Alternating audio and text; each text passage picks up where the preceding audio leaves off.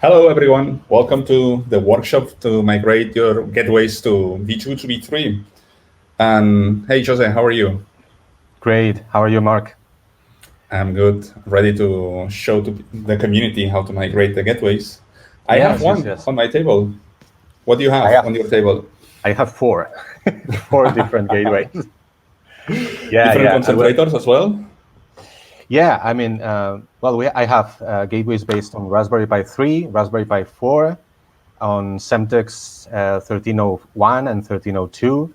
Three of them are sporting rack concentrators, which is great, and one nice little development gateway by a Chinese company. Awesome. Has a Raspberry Pi 3 inside. Let me share you my screen so we can explain to everyone what we are going to do today in a really quickly way. Cool. All right, so today we are gonna show you how to build in a really easy way, just few clicks, a LoRaWAN gateway with basic stations. We're gonna use Balena IO that runs the Balena OS operating system that enables you to, in a really easy way, manage software running on your gateway, okay? After that, we are gonna show you how to move this LoRaWAN gateway from V2, that it's automatically built to V2 at the moment, to V3, and then move it back to V2 to be ready for the migration day. And finally, as we're going to have a fleet, Jose and me, we're going to show you how to migrate the whole fleet, your complete fleet of LoRaWAN gateways from V2 to V3 in just one click. Just a quick reminder that, as you might have already heard, community gateways are meant to be on V2 until the migration day to V3. This is because we don't want to leave behind anyone using V2 applications just yet. Of course, they will have to be moving the applications to V3, and during these conferences, I'm sure there are other talks about this. But we will do this testing, one gateway to V3 and back, to be sure that we can do it in a quick and sure way, and then do the migration the D-Day, on the D-Day. Yeah, absolutely. We are not going to focus on nodes on this presentation. I think next session it's about how to migrate nodes. But yeah, to test that V2 and V3 works, yeah, we have some LoRaWAN nodes. I have a WizBlocks here. Cool. Yes, another WizBlock with several improvements already. Nice, nice. So yeah, so we are not going to focus. There are other sessions talking about that. So we are going to focus on that, on the migration of the gateways from V2 to V3, and be sure that you are ready for the, I don't know, I call it migration day. I don't know how it's final day, or how do you call it, Jose? I know, final day. The final day sounds a little bit final countdown, apocalyptic. Okay, let me show you my the screen. migration day. Yeah. Let me share you my screen, so I will show you how to build a LoRaWAN gateway in a click. Okay, so let's go to Balena Hub. Balena Hub, it's a place where you can submit your IoT edge applications, and enable the community to run them. These are only open source applications. So if we go to projects, we have the TTS, the Things That Stack LoRaWAN Gateway. So we are gonna click here and fork this fleet. So what I'm gonna do is to deploy this, this project that it's on GitHub, Balena Labs Basic Station. I'm gonna push this code into Balena Cloud application. So I'm gonna be able to manage all my fleet of LoRaWAN gateways from Balena Cloud. So let me show you how this works. So I click fork this fleet. And I'm going to select, in this case, that it's a Raspberry Pi 3 device type. I'm using a Raspberry Pi 4 here on my side, but Jose, what are you using? So I have three of the gateways I have are based on Raspberry Pi 3, and the other one is a Raspberry Pi 4. So yeah, we need Raspberry Pi 3 compatibility. Exactly. So if you don't know Balena, we have more than 70 devices compatible. So this is interesting because you can have different types of hardware connected to your project, and they are all compatible with the same source code. The thing is that, to have like the minimum common device type, it's a Pi 3. So I'm going to click create and deploy. And what's happening right now is that the GitHub repo that I showed you before, it's being built into this application. We are going to see in a bit that the code is being released here, and we can see that it's being built as a release. And I need to add a device, so I'm going to say that I have a Pi 4. I'm going to select Balena OS. I'm going to say it's development. I'm going to say Wi-Fi. Okay, I introduce my Wi-Fi credentials, and I download the Balena OS. What's this Balena OS? This is the operating system. I will need to flash on an SD card. This one, actually.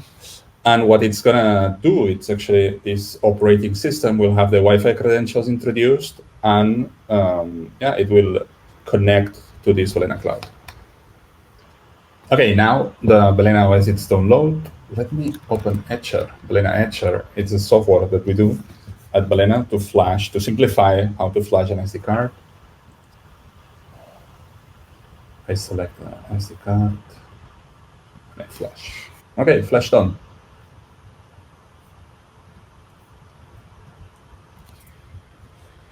Now I take the SD card, I introduce it on the Pi, and I'm gonna power it up. So what we are gonna see in a second is that the Pi, my device, will appear on this application. We can go to release to see if everything, succeed. Then we can go to devices. We can see that we have the things stack gateway release. And now fingers crossed that the device appear here. Hey, here we have a proud waterfall. All right, so now it's gonna, we have a device being provisioned on Balena Cloud. So we have actually one unique service that it's the basic station, but in this case it's called mine. And now it's downloading the image and it will start.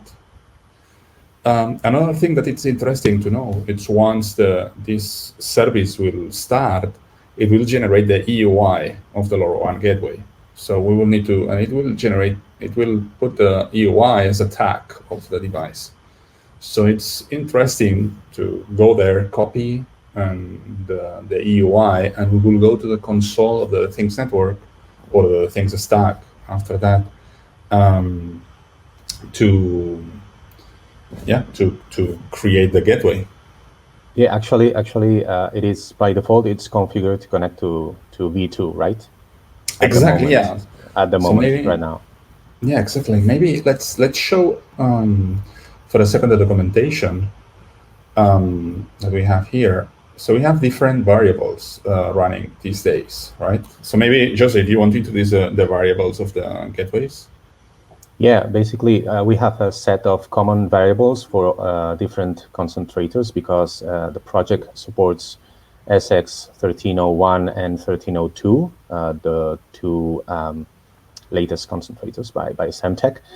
But there are a set of variables which are common to all of them, like the ones you're seeing now on screen. The gateway, if the gateway has a GPS or not, what is the reset pin or GPIO, depending on if you're using, the nomenclature in Raspberry Pi. And then we have this 4 TTN stack version, which right now by default it's 2, which is the current TTN version, Community Edition, and which has to be changed to 3 if we want to connect to the Things stack. And also we have the TTN region, so it works for European servers or North American servers or Australian servers, etc. Mm-hmm. Of course, these two variables will build the URL for the service for you. You don't have to care about knowing the URL, but if you are running a custom service somewhere else, you can still use this project with a DCURI variable, which lets you introduce the full URI to the service. And then we have the trust, which is the certificate for the service. If you're using the Things stack, or the Things network, it will create it for you. If you're using a custom one, you will have to enter it yourself. Exactly. These are the common variables. So let's see if we have the device already provisioned or not.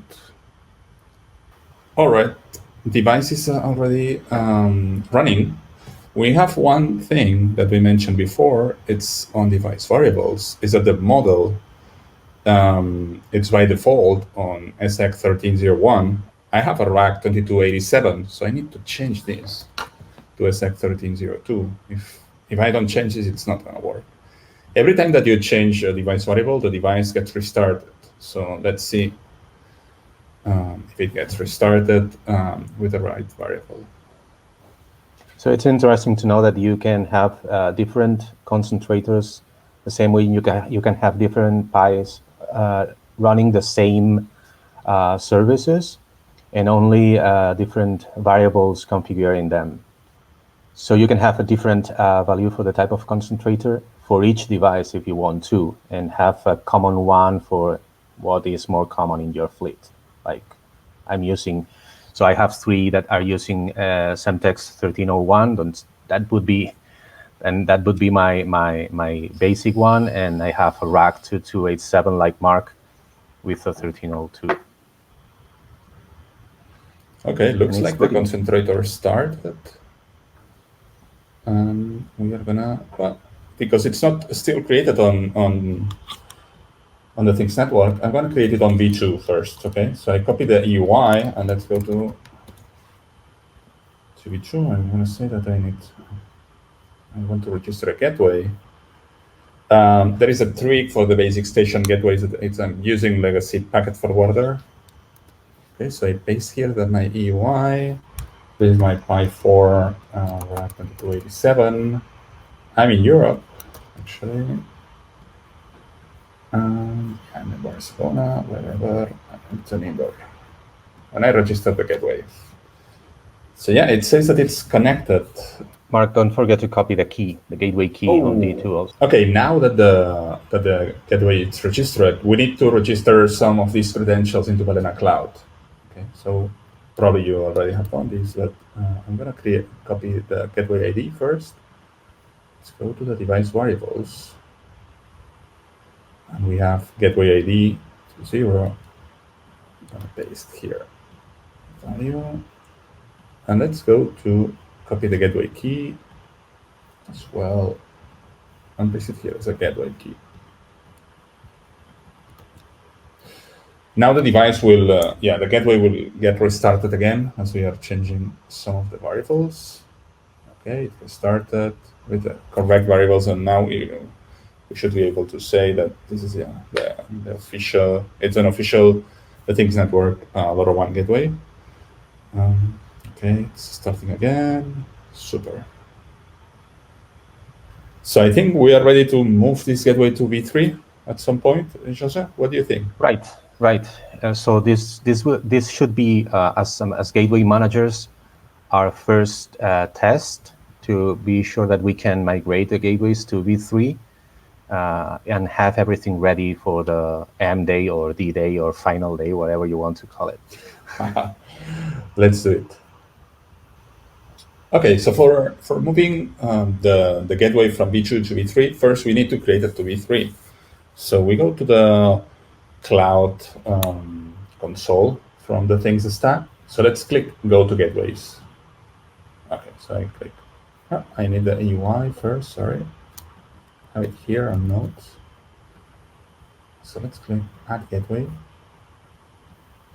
It's my Pi 4, 7, the EUI. Sorry. Pi 4, 7. I'm not very good at naming devices. It's a public device, Europe, recommended. Yeah, so I create a gateway. And next thing that we will need to do, if I'm not wrong, it's to create an API key. Yeah. Come here and link as gateway to gateway subject traffic exchange. Okay, we create this and we copy the API key. Okay, so now we are ready to go to, again, to Balena Cloud and introduce it on TC key, right? Yes, so TC key is the key for the V3 version. Gateway key is the key for the V2 version.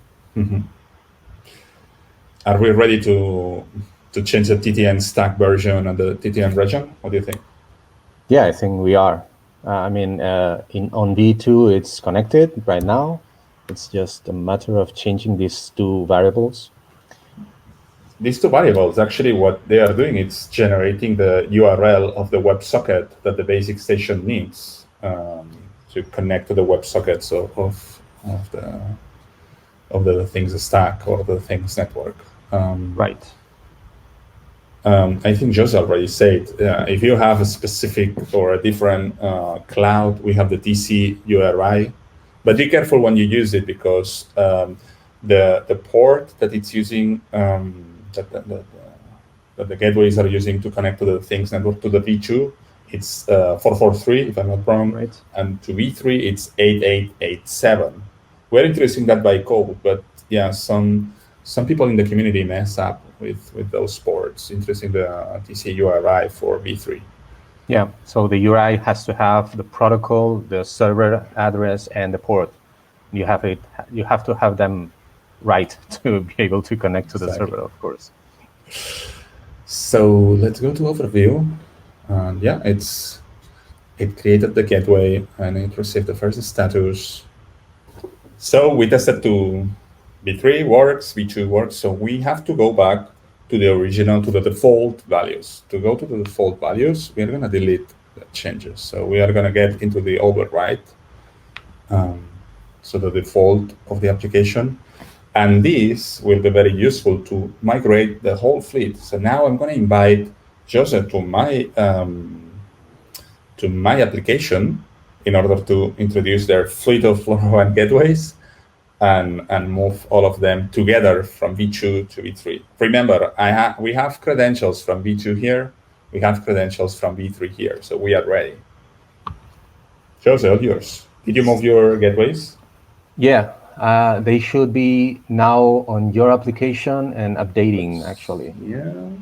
Oh, cool. Yeah, they are online. Yeah, mine is product waterfall, but yours. Actually, to invite other members, you can click members and click add members here. Okay. So that's easy. That's very useful if you have a local community and you want to have all your LoRaWAN gateways under the same source code. So every release updates all the gateways. That's very useful to invite other members. And then actually the members can have its own the things network or the things stack account that doesn't. So what we are helping here is to have all the devices updated to the same source code or to the same release. Okay. Show me more, Jose. Show me. Maybe share your screen. So yes, this is my screen now. As you can see, I can see the same application. So as you can see, we have the 5 gateways here. The proud waterfall that Marc just created was my 4 gateways. I can get into one of these, for instance, a Raspberry Pi 3 with a RAC 2245. You can see on the logs that it's working. It's receiving packages. It works great. And on device variables, I have the very same configuration that Marc just did. I have the gateway key, which is a key for the TTN version 2. And I have the TC key, which is a key for the TTN gateway 3. So I have all these 4 gateways already registered on both platforms. And right now it's connected to V2, of course. Yeah.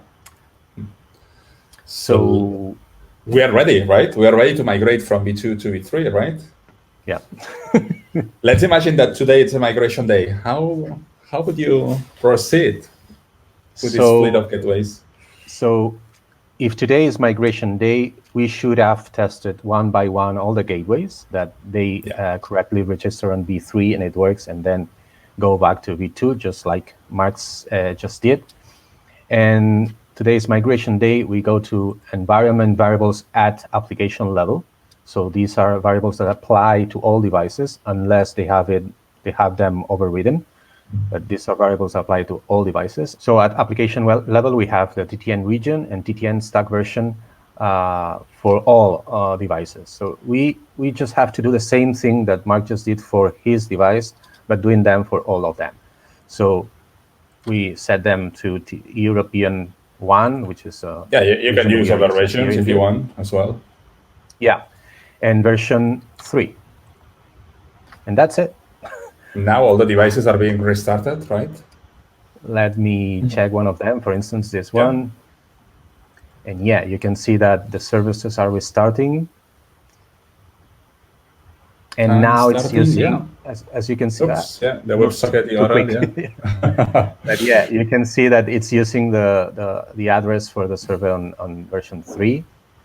And I can go to my console on version 3 and see that I have a lot of gateways here. But you can see that I have just 4 of them. All my gateways are on V2 already. Yet. But you can see that the 4 of them that I have here, they are connected to V3 already. So it's working. They are connected to V3. Awesome. And hopefully they are receiving messages from my WIS node here. Yeah, you can see that. Nice. So you can see the message. Of course, at gateway level, we don't have the information about the message itself. But if I go to the application where I have my WIS block tracker and devices, this is my WIS block tracker, live data. And I can see, yeah, it's receiving messages. And I can see that on the metadata, we have 1 gateway, 2 gateways, 3 gateways, 4 gateways, and another one, which I have at home here on the rooftop, which is still connected to V2. That's why it says packet broker. Okay, when it's connected to V2, it's packet broker. Yeah, we saw your long list of. So yeah, cool. So it works. We are ready. It works. So migration succeeded. Yeah. Awesome. Okay, so I think that was all. But we have some conclusions or a wrap up for you to remember as a gateway manager. So gateway managers must be ready before what we call migration day. To be ready, I think the steps that we follow are really easy for you to be ready for that day. With Balena IO, as we showed before, you can test the migration 1 by 1 and then move the entire fleet to V3 at once, as we show you. And Jose had this example of a fleet of LoRaWAN gateways. And then the repo or the project that we use is the Balena Basic Station project, that it's an open source project. So feel free to contribute. Feel free to introduce your issues or PRs if you think you can contribute in any way. Yeah, the Basic Station project is an open source project, just like Marc said. It's based on Semtech's Basic Station, but adding all the configuration variables you just saw, so you can move things up and down and configure the hardware you have easily. And of course, it will be growing in the following months because we have a new concentrator on the side, the Semtech 1303. Rack has a concentrator ready, will be released soon. So the Basic Station project will support this as well. Awesome. Yeah, and one last thing, as I show you, we installed this application from Balena Hub. So if you want to create that application on Balena Hub and submit it, that you are more than welcome. We are accepting a lot of applications from different communities. And I think there is already one on the Things network, but if your local community wants to introduce your application to help the community to run like the gateway on the latest release, etc., feel free to use Balena Hub as well. Cool. And I think that's all. Thank you very much. Thank you. Jose, it was a pleasure. Thank you, Marc. All the questions, hope has been replied on the chat. Bye.